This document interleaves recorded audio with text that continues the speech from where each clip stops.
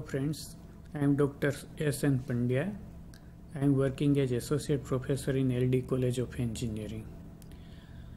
I pursued my PhD from IIT Delhi and I have almost 18 years of experience in teaching. Now, today my topic is elementary concepts of the electrical engineering. And we are going to discuss the electrical sources, source conversion, and then we can say that some basic laws of the electrical engineering. So now here the elementary concepts, this lecture will cover the following points: sources of electrical energy, independent and dependent sources, source conversion, and then fundamental laws of electrical circuit.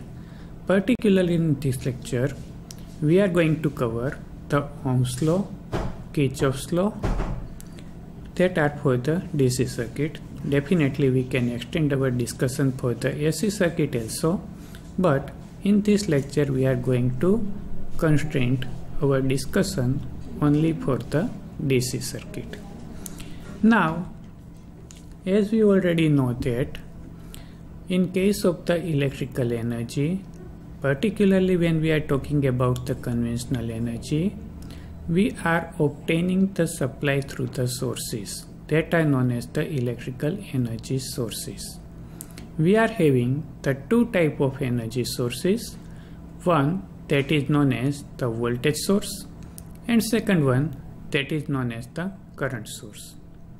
We are going to discuss both these sources in very detailed, and then we can also have the representation of this source in circuit. Now, if we are considering that theoretically we can have the ideal source, that is known as the ideal source of the energy. If I am saying the word ideal, that means in source there is no loss, or you can say that inherent loss in the source is equal to 0.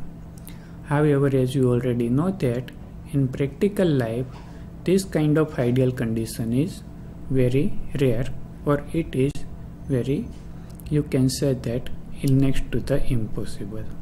So here we are going to discuss also about the practical sources. In both these cases, we are going to discuss the VI characteristics of the ideal voltage source, VI characteristics of the practical voltage source, and IV characteristics of the ideal current source and IV characteristics of the practical current source. Now, if we are saying that voltage source, that means whatever is the name given to a particular electrical source. Suppose it is a voltage source, that means the output expected from the terminals of that source is voltage. Generally, as you already know that, suppose we are getting the supply at our home, then our voltage is equal to 230 volt. That means the output should remain fixed to a particular value. Considering this concept in mind, we can define the ideal voltage source as energy source which gives constant voltage across its terminal irrespective of current drawn through its terminal. Now here the word irrespective of current drawn through its terminals is very important, because generally in practice the current drawn from the terminal of the source is variable. The variable current is there only because the load itself is variable. As we can see that there is no control over the load, and load can be made switch on and off at any instant of time. As the load changes, the current is going to change. Now the thing is like that, if the current is variable, that means if suppose I am going to increase the load and hence the load current, at that time more amount of current will flow through the energy source, that is here the voltage source. Now see what happens If it is the ideal source, then according to this definition, we can say that whatever may be the amount of current that is flowing from the source to the load, the voltage that will appear across the load terminal will remain constant. Now, here in figure, we have shown the two energy sources, two voltage sources, one that is for the DC circuit known as the DC voltage source, and second one that is known as the AC voltage source. Both these sources are ideal sources. Now, here if we are saying that irrespective of the load current, my voltage will remain constant. So in first figure, the symbol of the ideal source is given. In second figure, the ideal source that is connected with the load. Now here you can say that if I am having the ideal voltage source with voltage is equal to say 1.5 volt, then whatever may be the current, the voltage will remain to 1.5 volt at the output terminal. In figure, the output terminals are drawn and are shown with arrows. Here we can also observe one thing. This thing is possible only if the internal resistance of the source, that is equal to R in, is equal to 0. This is there because if there is no internal resistance, that means there is no voltage drop across the internal resistance, and in our next lecture when we shall discuss the Kirchhoff's voltage law, you will realize that if there is no voltage drop across the internal resistance, then we can say that whatever may be the input voltage, that will appear across the load and will be the output voltage. In third figure, the VI characteristics of the ideal voltage source is given. Here we can say that on x-axis the current is plotted and on y-axis the voltage is plotted. That means here if the current is increasing, then also there is no change in the voltage. Generally, the current, we are saying that if it is increasing, that means it is increase in the load. That means even if the load is increasing, there is no change in the voltage across the terminal of the load. So we are getting the straight line characteristics which is parallel to the horizontal axis, or you can say that to the x-axis, as there is no voltage drop happen across the internal resistance of the voltage source, because in fact in ideal voltage source the internal resistance is equal to 0. So we can conclude like that for ideal voltage source, Vs, that is known as the source voltage, is equal to VL, that is known as the load voltage. So now here we have deliberately drawn the Rin in series with the voltage source and representing it as the 0, showing that the internal resistance of the source is equal to 0. This is ideal case. But the purpose of drawing the resistance, even if it is 0, is just to have or build up the concept that all voltage sources in practice that are known as the practical voltage sources are having some internal resistance which has got the non-zero value. So now, having this concept of the internal resistance, we are going to discuss about the practical sources. Now here the practical voltage source can be represented by a voltage source in series with its internal resistance. So see here what happened. Here the voltage source is connected in series with the internal resistance shown as the dotted line in figure 2 will be known as the practical voltage source. That means the practical voltage source, you can say that is equivalent to ideal voltage source plus its internal resistance connected in series with it. Once we are having this practical voltage source, then again suppose we are connecting the load resistance, which is known as RL. L stands for the load, R stands for the resistance.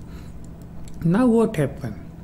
Now if we realize that the voltage that will be appearing across the load will be given by the source voltage minus the resistance into current passing through the circuit.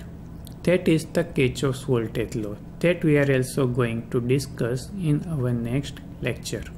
So what I mean to say is, suppose there is a flow of current through the circuit, then that particular current IL multiplied with the RAC, that much amount of voltage drop will be taken place across the internal resistance. So the available voltage across the load, that you can say that is now VL is equal to source voltage minus voltage drop across the internal resistance. Now if in this equation we are considering the load current as the variable parameter, that means say the load current is changing with change in the load, then you can say that as the value of IL is going to increase with increase in load, we can say that the voltage across load is going to decrease provided that the source voltage is constant. So this is the case. Here we can say that if my IL is equal to say 0, in that case your load voltage will be equal to the source voltage, and that is the condition when you can say that no load is connected. IL is equal to 0, that means there is no flow of current through the circuit. There is no flow of the current through the circuit if the circuit is open circuited, as it has not got any path for flowing the current.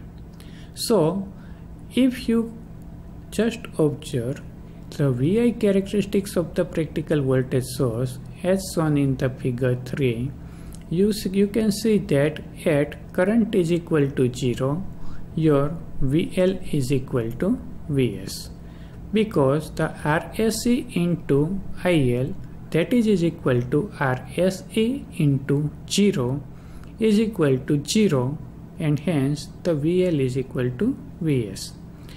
Now if we are going to increase the load current by changing the load, and we are substituting the value of particular load current, then you will realize that the terminal voltage, that is the voltage across the load, is going to decrease because the RAC multiplied by IL, that is the voltage drop across the internal resistance, is also going to increase. So now this is the case. If more voltage drop happens across the internal resistance, then your load voltage, that is you can say that the terminal voltage is going to decrease, and hence we are getting the characteristics which is again the straight line, but it is having, you can say that, the slope. Now in these characteristics we are having the dotted line, which is indicating that if the voltage source is ideal source, then that much amount of voltage should be appeared across the load terminal.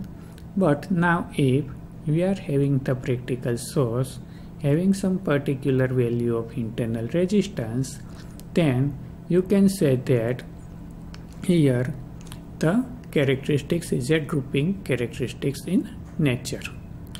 One more point here I would like to emphasize is the slope of the characteristics also depends on the value of RSE. What I mean to say is, if the value of RSE is say 0.5 ohm in one case, and if the value of RSE is say 1 ohm in second case, then the voltage drop across resistance will get doubled, and hence the load voltage is going to decrease sharply. So we can say that the internal resistance is an important factor which will decide the terminal voltage of the load, and hence we should keep the internal resistance as minimum as possible. Here in equation the internal resistance is written with RSE. SE stands for the series because we are going to connect the resistance in series with the ideal voltage source. You must remember that in case of the voltage source we are representing the practical voltage source by connecting a resistance in series. It is very important. The resistance connected is in series. Okay.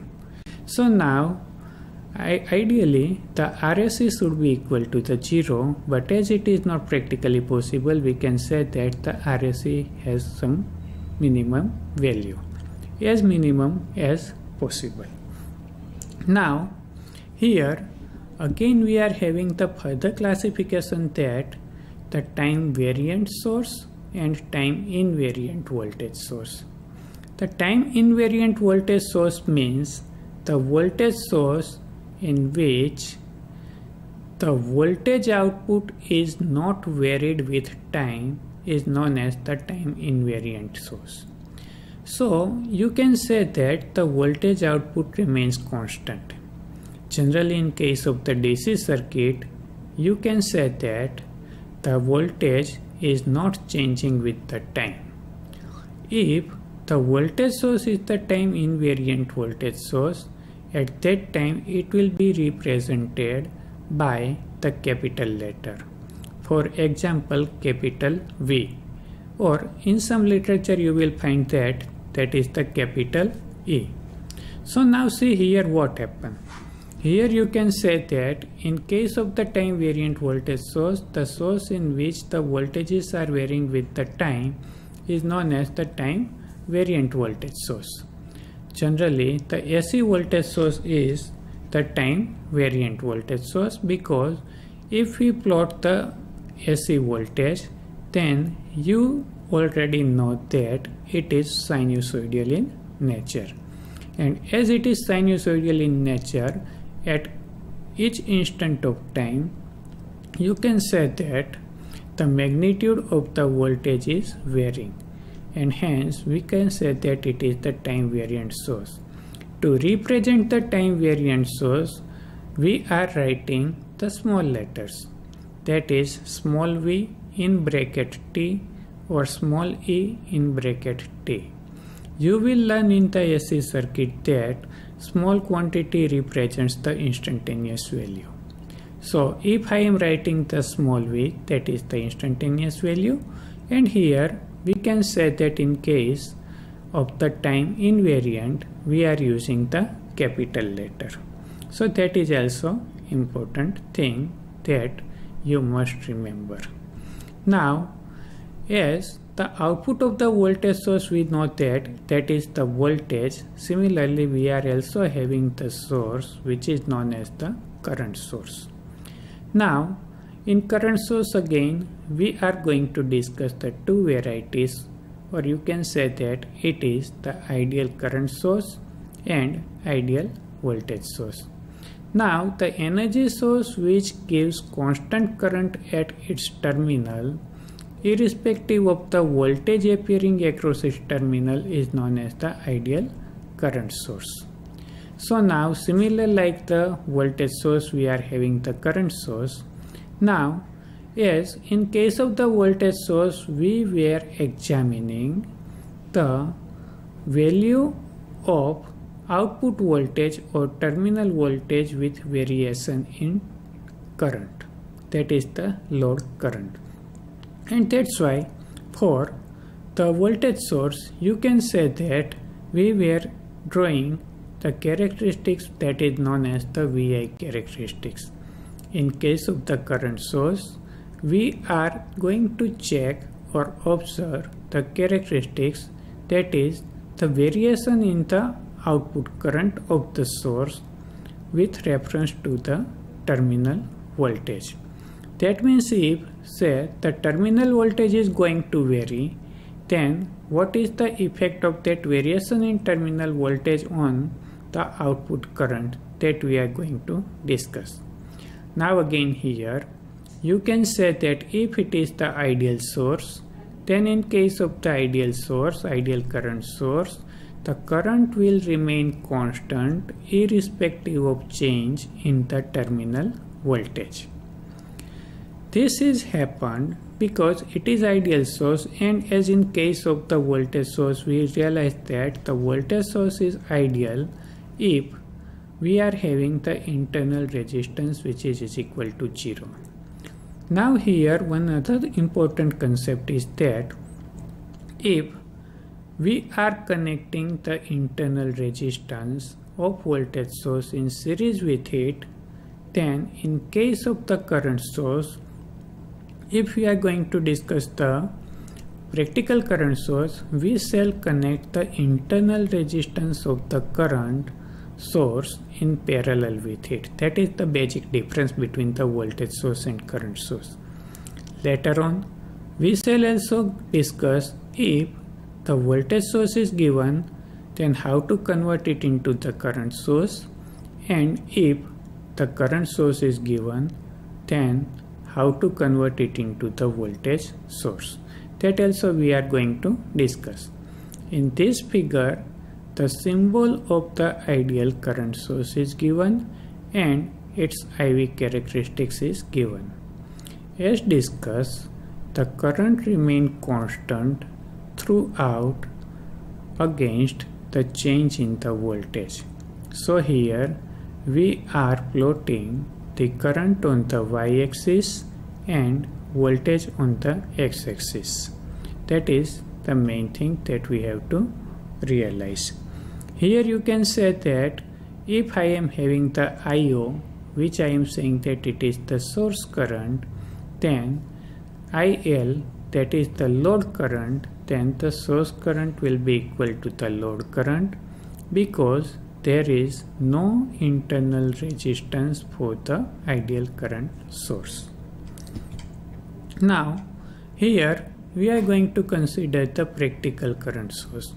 Again I would like to repeat the same sentence that in practice it is not possible to avail or obtain the ideal sources.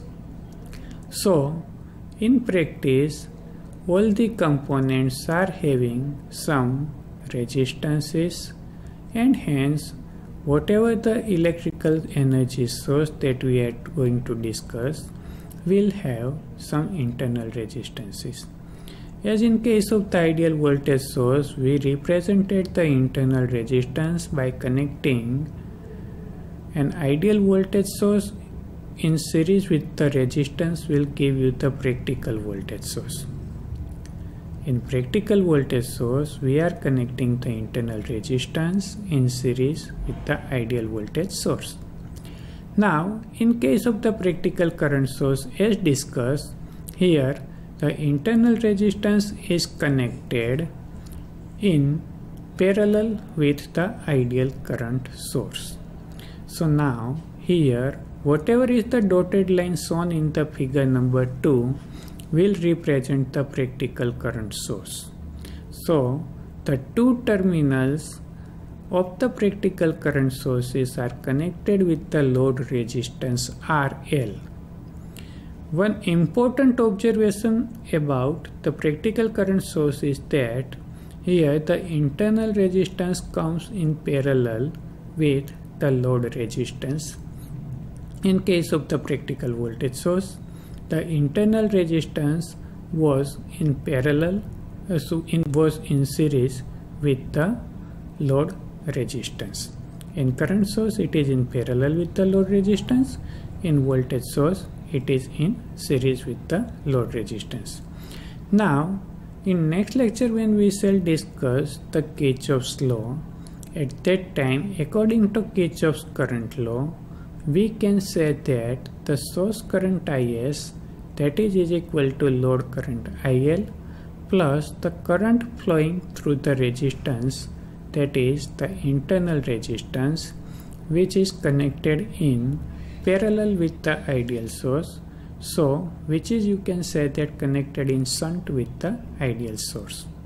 So now here we realize that if we would like to obtain the load current nearer to the source current, that means the current component ISH should become minimum. If you want to make the ISH minimum, that means the whatever the resistance that you require, that should be the maximum, which is connected across the ideal current source. So now if you are having the internal resistance of the current source, then ideally it should be infinite. But as ideal case is not possible, it should have the maximum value. Hence, if you are getting these characteristics, then you can say that okay, we are getting the load current which is very nearer to the source current. Otherwise, you will get the dropping characteristics similar like the voltage source. In this case again we shall plot the current on the y-axis and the voltage on the x-axis. That means with increase in voltage the current value is going to decrease. That is the thing that I am going to explain you. Now, as in case of the voltage source, we can also classify the current source as time invariant current source and time variant current source. Again, you can say that the source in which current is not varying with time is known as time invariant current source. Now as we already know that the DC sources are having the characteristic that the output of the DC sources voltage or current does not change with change in time. So generally the time invariant current source is your DC current source. Again, if we are talking about the nomenclature, it is represented by the capital letters as it does not vary with the time.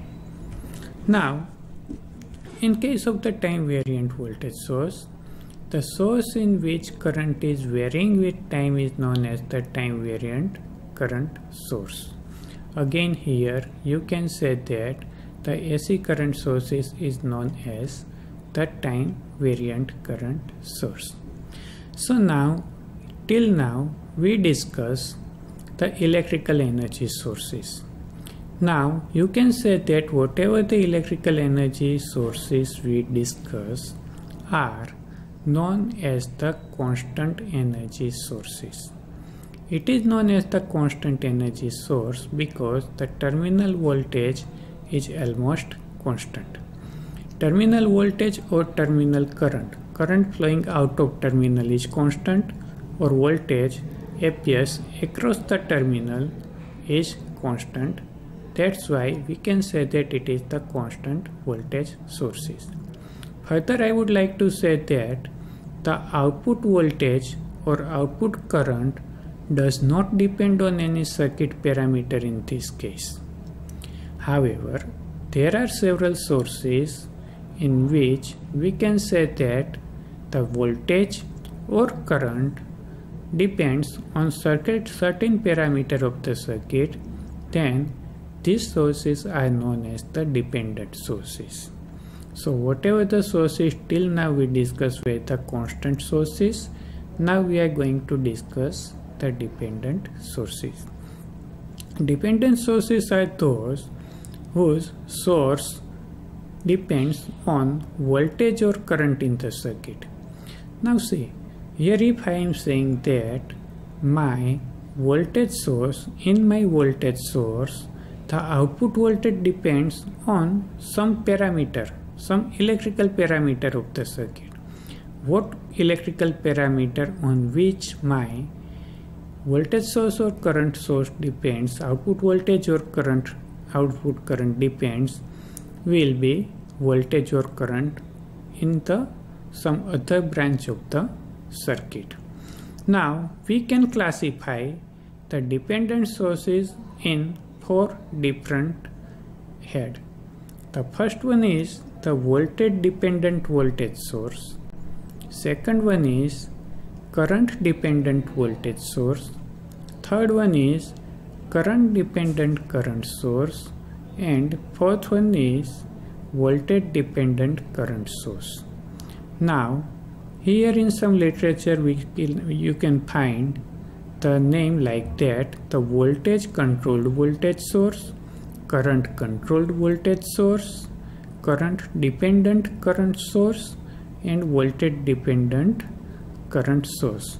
So if we are having this kind of things, then you realize that if the output voltage or terminal voltage depends on the voltage of some circuit branch, then it will be the voltage dependent voltage source, and the same argument can be extended for other sources also.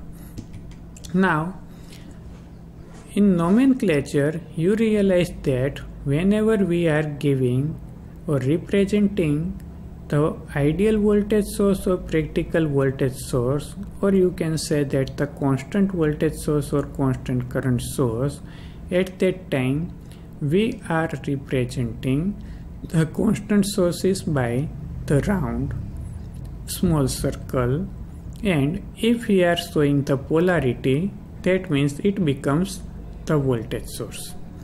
If we are showing the arrow, that is the direction, that means it is the current source. So the constant sources were represented by small circle, inside which either we are writing the plus minus. Plus minus is known as the polarity, and that is the indication of the voltage source. In small circle, if I am drawing the arrow, that may be the upward or downward, then the arrow is indication of the direction, and you can say that it is the constant current source. However, to have the difference between the constant sources and dependent sources, the dependent sources are represented by the diamond shape symbol.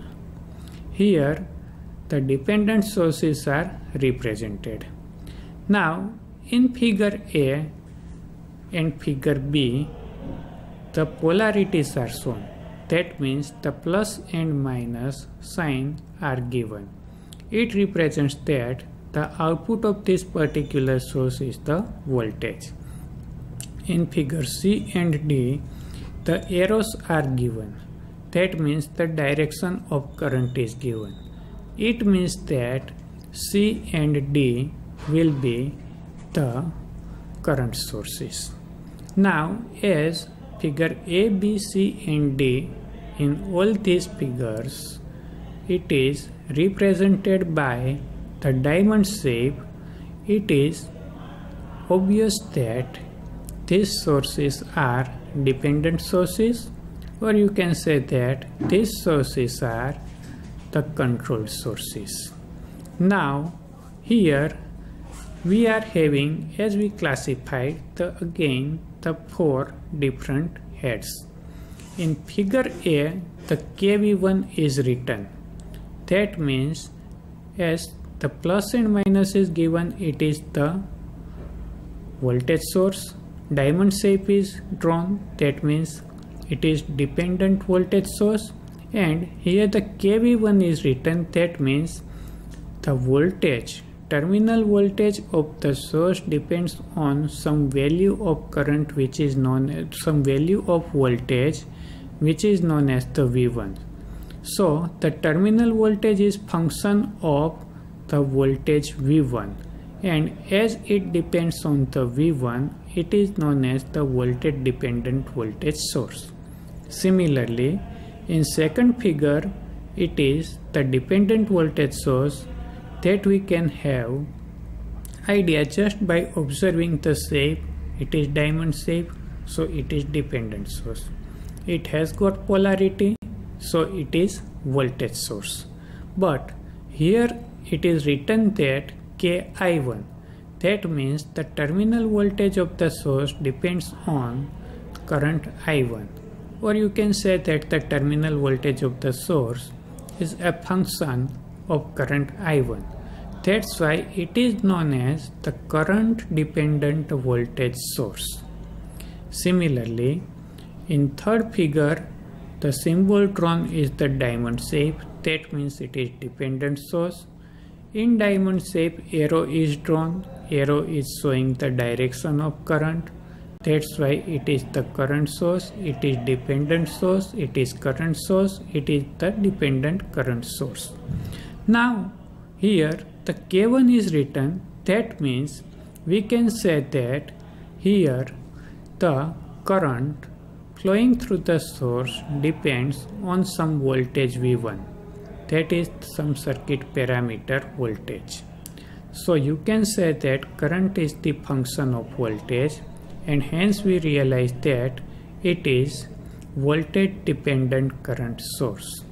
Now in fourth one, we can say that again it is the diamond shaped symbol, that means the dependent source.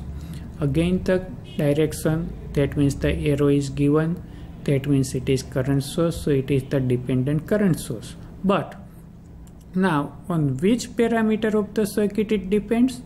Here it is written that Ki1, that means the current depends on some current of the circuit which is known as the I1. That means the output current of this dependent current source is function of the current, and hence you can say that it is the current dependent current source. So these four varieties are given. Now here the voltage dependent voltage source, so it produces the voltage as a function of voltages elsewhere in the given circuit. Elsewhere, that means it may be some branch voltage of the circuit. That means the voltage of the source depends upon some branch voltage. Here it is given that suppose the terminal voltage is equal to AV reference, then V reference here you can say that is the voltage across some particular element. In figure 2 it will become more clear. Here you can say that it is the series circuit in which we are having the constant voltage source small v. We are also having the dependent source multiplied by displayed by the diamond shape, and we are having the resistance R. So now see what happened. Here due to the flow of current, some voltage drop will take place across the resistance R. Let it be the small Vx. Now whatever is the source given or source connected in the circuit, dependent source connected in the circuit, it is voltage source. That we can conclude just by observing the polarity, that means the positive and negative sign. So now the output of this source is function of this voltage Vx. That means if the current passing through the circuit changes, then we can say that the voltage drop across the resistance R will be changed. That means the I into R is changed, that means the Vx is changed. If Vx is changed, then the output of the dependent voltage source, which is function of Vx, is also going to change. Here the output of the dependent voltage source is given as the AVx, where A may be some constant, but Vx is the variable because the Vx depends upon the circuit current. So this is known as the voltage dependent voltage source. Similarly, we can have the current dependent voltage source. In this, you can say that the diamond shaped source is the voltage source because the polarity is given. However, the magnitude of this diamond shaped source depends upon the circuit current Ix, and hence you can say that the terminal voltage of this diamond shaped source is function of the circuit current Ix. Let it be represented by D into Ix.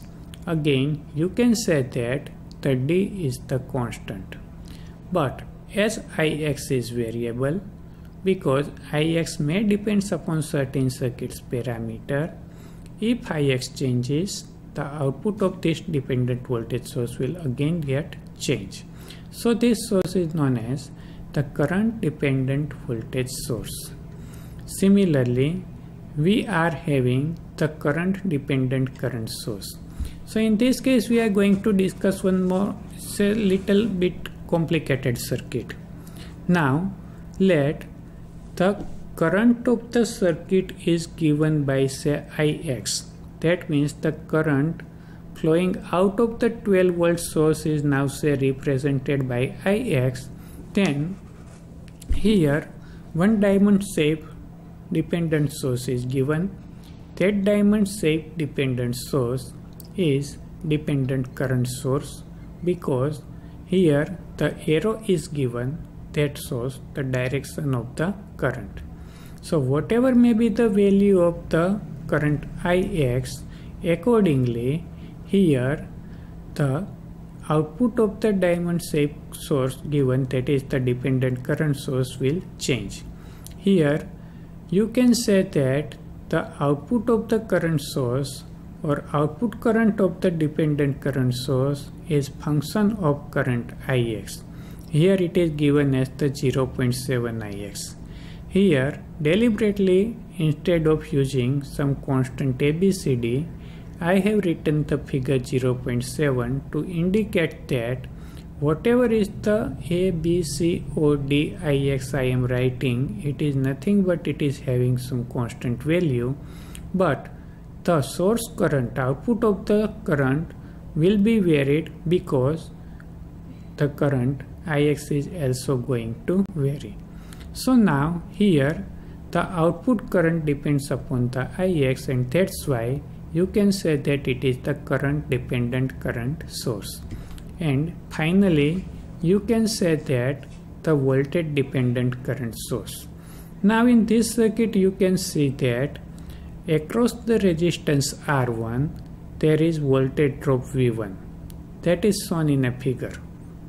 Now one diamond shaped source is connected across the resistance R3. As the arrow is shown, that means this diamond shaped source is dependent source and it is the dependent current source. Now it is given that Is is equal to alpha V1. That means it depends on the voltage V1. Voltage V1 as shown in circuit, that is the voltage across the resistance R1. So we can say that if the voltage across resistance R1 is changed, the magnitude of the current Is is also going to change. Again you can say that in this the output current is a function of voltage across resistance R1, that is the V1, and let it be represented by Is is equal to alpha V1. Again, now I think there is no need to say that alpha is a constant value but V1 is a variable, because V1 will change as there is change in the circuit parameter. So that is the thing. We have discussed the 4 dependent sources. Now it is very important that here you can say that if the voltage source is given, then can we convert the voltage source into current source, or say if the current source is given, then can we convert the current source into the voltage source? So the first thing is why it is required. Why the source conversion is required. Why we want to convert the voltage source into current source, or why we want to convert the current source into the voltage source. Now, till now whatever the circuit we discuss, you can say that these circuits are very basic circuit, they are very simple circuit. But in practice, the circuits given are quite complicated. Particularly when we are going to analyze a particular circuit. At that time we realize that it becomes very difficult if we are not simplifying the circuit. If we are going to simplify the circuit, at that time we must apply some basic rules, or you can say that some basic laws of the electrical circuit. So the source conversion is nothing but one of the technique through which we can have the complication of circuit get reduced. We can have the idea how to reduce the complication of the circuit. So that's why we are having the source conversion. Basically, particularly in DC circuit, the concept of source conversion is based on the Ohm's law. Probably Ohm's law we are going to discuss in the next lecture. But the thing is like that, for simple analysis of the circuit, we are going to convert the voltage source into current source and current source into voltage source. One very important thing that I would like to narrate here.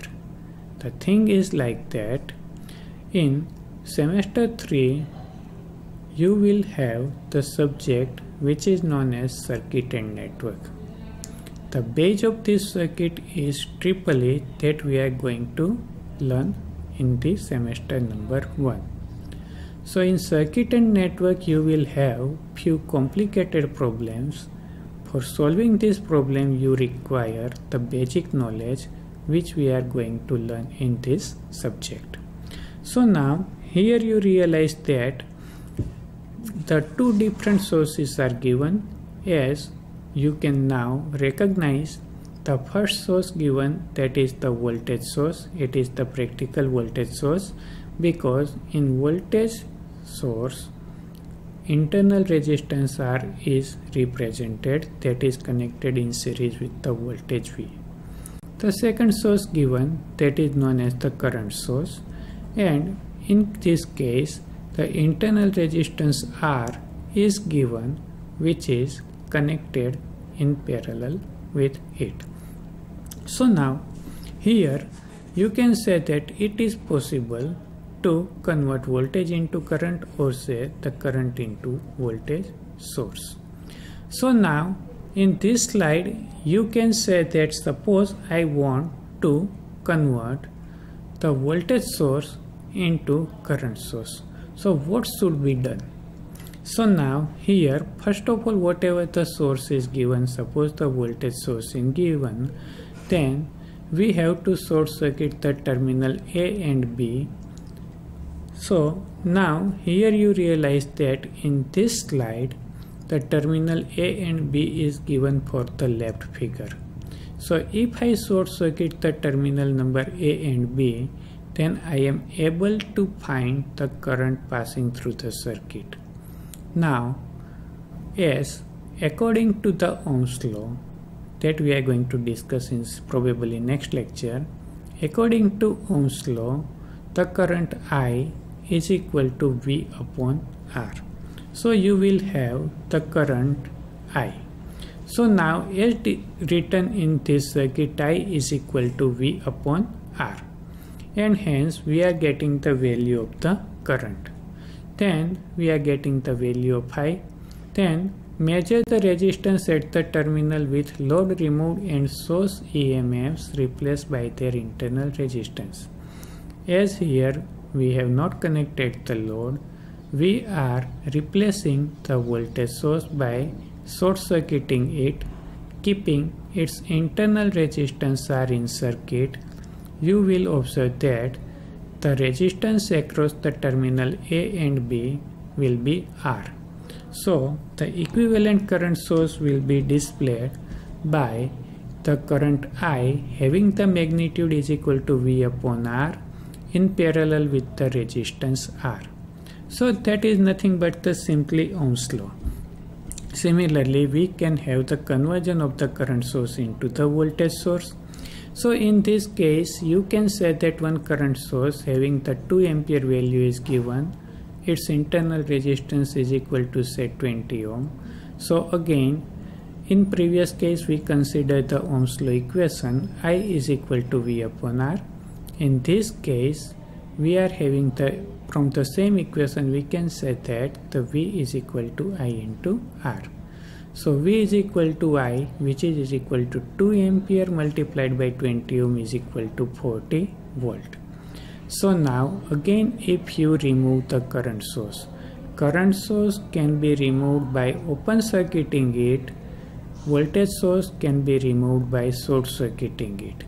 So if you open circuit the current source terminal, 2 ampere current source terminal, you realize that the resistance remains in the circuit across terminal AB will be the 20 ohm.